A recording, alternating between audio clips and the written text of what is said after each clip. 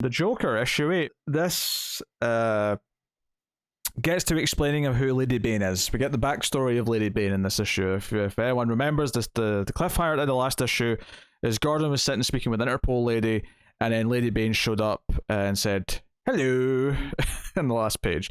I'm being a little facetious, but that was the gist of it. So,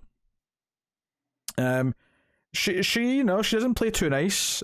She does rip off Interpol lady's arm in the opening scene, which it's a bit violent. I mean, I'm not gonna lie. So that's kind of the start where it starts, and Gordon's horrified. Lady Bane basically grabs Gordon, kidnaps him, takes him out. There's actually a really fun action sequence at the start where Gordon's tied up in the back of a car, and she actually takes on a police force in a helicopter by herself by using a car door as a shield, hitting a guy with it, throwing it up into the helicopter, the blades, and then the helicopter blows up, and she walks away from that without looking at the explosion, like a total action movie badass. Of course, you don't look into the explosion. Cool guys don't. Exactly. Cool Lady Banes. So, but yeah, she takes Gordon, and then when he wakes up on a boat, she takes off his binds, and he's like saying, "Who the hell are you? Who do you work for?" And she's like, "I am vengeance, Mr. Gordon." And she gives her backstory. So basically, and this is what most of the issue is now, is this like flashback.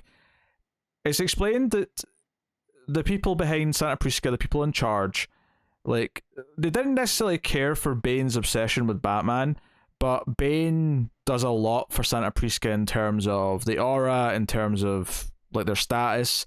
So they effectively wanted to make a new Bane, and they actually had like her designed in a test strip. She basically finds this out, that they had Joker help like make her in a test strip, and she was grown in a lab with scientists and all that. Or maybe it wasn't Joker that was involved, sorry, maybe I'm just conflating that. But they had scientists use Venom, and she actually grew in a test tube of Venom, and when she was released from it, she basically already had an addiction to Venom. But she was born as an adult as well, so she never had a childhood. We see like panels of her growing in the test tube. Right, she's almost kind of like a version of X-23. A little bit, yeah. She's like X-23 Bane in a weird way. Like, yeah, I mean, granted, she lived a life and whatnot, and was a typical clone that way. This is comic book born in a test tube, fully grown. Yeah. She's almost like X-23 meets a Terminator. Yeah, so yeah, it's like the file just says Bane Mark II. Like Bane Mark II Vengeance is what it says on the file. Nice. So yeah, basically the leaders of Santa Prisca made a deal with the secret lab to design her. Obviously Joker has been causing chaos, and they sent her after Joker. But she's basically upset that she doesn't really have any real motivation. Like the hatred of Joker has been kind of like designed into her. So she hates Joker and she wants to kill him, but she doesn't like that she doesn't really have a real reason for it. And she takes the ties off Gordon, and he asks what she did. And she basically, when she found this out, because she was there to like, look for Joker, because Joker was meant to be in this lab, but there was a secret compartment that led to all this information about herself, and the second level of it. And she killed her entire team that went with her, because part of their job was to burn the evidence of how she was created, so she would never find out. At least seemingly, that's what it seems like. Right. So she kills the rest of the team, and Gordon, it cuts back to present day, and Gordon's like, "Are you going to kill me?" And she's like, "No." And, "Well, what do you want with me then?" And she's like, "I want your passion." And he's like, "Wait, what? What are you talking about?" It's like, "You're an old man, you've lived a long life, and you've tried to do good. It seems like you've tried to be a good man, and you're here to hunt the Joker because of what the Joker's done. Your hatred and your feelings for him are real, all that kind of thing. When I had the Joker before and I had him tied up and I tortured them, or if I do get my hands on him, like, I know I can describe to you how I'm going to make it last, how I'm going to inflict punishment, how I'm going to like rip out body parts, but in a way that will not put him into shock, so he'll be there to experience it for as long as possible. And I'll do all this, and I've thought about it, I know what I'm going to do. But ultimately, it's all for nothing, because none of the feelings that I have are real. And she talks about how she'd bury him, but then guard the grave for a week, dig him back up to make sure he's still dead, and then set him on fire. Like, it's really in depth. Like, she goes really in depth into this process of how she's going to kill the Joker. And then says, I saw you have a chance to shoot Joker, and you can't do it. You think you can, but we both know you can't. So how about you give me my purpose? You give me like real purpose that I know is real and comes from a genuine place. I'll be your vengeance, Jim Gordon. And that's what the story's called. It's called Gordon's Vengeance, this chapter. Mhm. So, I know where he is. We can go get him. And I'll do what you can't. And, we both get what we need. And that's basically it. Basically, she says, there's another lab somewhere, or a villa somewhere that'll be hiding. And, that's what it says, Next Dawn of Joker. That title's actually really... It's making me think of Dawn of Justice, and now I'm annoyed. But Yeah. but I'm sure that's an intentional pull. So this is a really solid issue. But again, it's very focused. It takes... in the same way that one of the issues a few ago dove into the Texas Chainsaw family who got rich and explained who they were, this one fully explains who this character is. And it's actually quite an interesting, because I was kind of just expecting, a big tough woman becomes the new Bane, but no. Like, there's this whole backstory where she's not... She's not just, like, a big evil bad guy. She's actually someone who is now turning on the people who created her and doesn't just want to do it for them. She wants to actually feel something. She wants to actually have her own story. And if she can't have her own, she at least wants to base it on someone who does have a genuine feeling that she feels is honourable. So she's effectively offering her murder hands to Jim Gordon. Which I think is interesting from a narrative perspective and from a character perspective for Gordon, because it's kind of given him this really convenient, easy out. Like, if he decides to let her kill Joker, is it the same as him pulling the trigger himself? Does he sleep easier with that knowledge?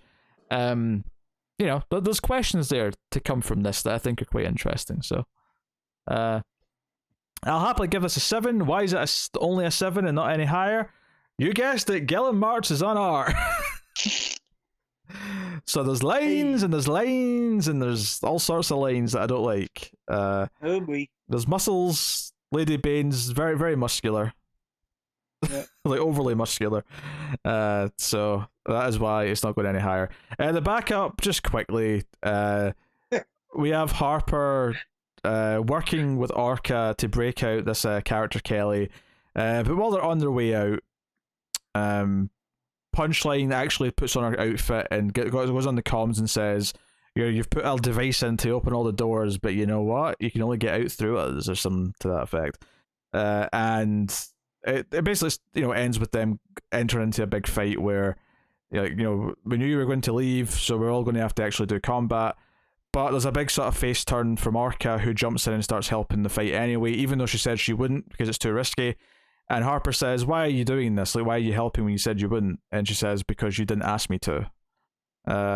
So it was a nice little moment for Orca, like, because this is something Orca's had recently from, like, I think Nightwing onwards, of like turning over a new leaf, story beat. So it ends with Harper running out of the prison with Kelly and Orca getting stabbed by Punchline in the shoulder. It looks like. And that's it. These backup stories have all been kind of weird, and there's not enough time to really do much with them. This one boils down to essentially 2 conversations and a fight. It's probably better than the last couple of chapters because it's a bit more straightforward. So I'll give it that if nothing else. But and the art isn't necessarily to my taste. But in the I don't know what I've said about it before. Whatever I said about it before still applies. That's basically my thoughts on it. Backup's like I don't know, maybe a 6, maybe scraping a 6. Okay. 5.5 maybe. Something in there. I always say it's hard to judge these backups when they feel like you're not getting a full meal each time, because like how harsh are you because of that, or how much you can't rate the appetizer the same as the it's very weird. Meal. I'm not sure how it'll read as one thing when it's put together for whatever collection it'll end up in, but it's okay. It's okay, but kind of like main story is the meat as it should be, but it's not doing the same kind of world building around like the detective backup is. There you go. That's Joker. Good issue overall though. Good focused issue. I was not expecting that as the origin for Lady Bane. So. Yeah, and it's very much her issue, because even though it's the back half of the main story is her origin flashback stuff where she's explaining it all to Gordon and explaining what her new motives are, the first half is almost entirely her action sequence as well. So this entire issue is a spotlight for Lady Bane. It's like, here's her in action, this is how good she is. She's enough of a badass that you kind of want to root for her a little bit. Even ripping off Interpol his arms like an over the top. It's like a Jason Voorhees like moment of just... Yeah. You had me at ripped arms. Yeah. But then it becomes a bit more interesting. You get this kind of sympathetic, like, I'm kind of a monster. I know I'm a monster. I'm designed to be a monster, but I at least want to aim my monsterness in a direction that's worthy of it. So Gordon, be my conscience. It's an interesting vibe. It's an interesting idea. But this is the thing, though. If Gordon is going to be our conscience, not that she ever uses that word. I'm kind of putting that word in myself. But if he does become her conscience, then effectively, ultimately, he has to stop her from killing Joker, because that would be the right thing, you know, in a ethical sense. You know, until you get into the ethical debate of, you know, the amount of harm that Joker causes. Is there a point where it is unethical to not kill him? Which, you know, is a debate that people like to bring up from time to time. So, yeah, good. Joker issue 8. Not bad. If you're enjoying this journey of Jim Gordon and all these supporting characters, and again, very little Joker. He's treated like the boogeyman. He's very rarely actually there, and it works quite well. And you can't kill the boogeyman.